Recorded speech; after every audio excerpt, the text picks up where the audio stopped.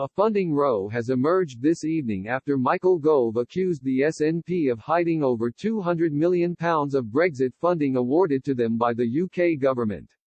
Speaking at Holyrood's Europe Committee this afternoon, Mr Gove asked the Scottish Government to publish a list of how the £200 million was spent.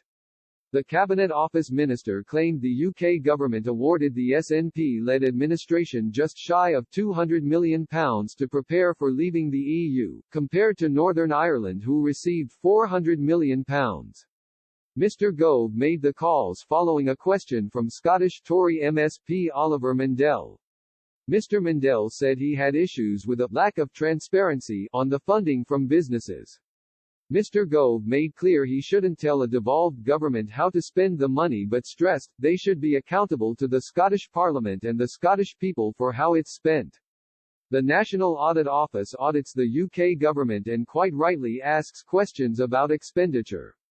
I think that Mike Russell and other Scottish government ministers should present an itemised account of exactly how that money has been spent, because like you, I've heard one or two voices of concern from some in business.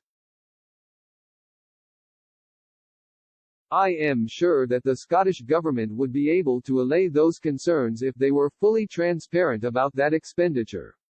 SNP MSP Kenneth Gibson claimed Scotland should be entitled to £1.4 billion if the funding was issued based on population after Northern Ireland was awarded more cash. But Mr Gove hit back and stressed the UK government were trying to avoid pitting parts of the UK against each other over funding for preparations to leave the EU, MSPs have been told. Mr Gove said it was a fair challenge to ask why Scotland did not receive a population-based share of funding.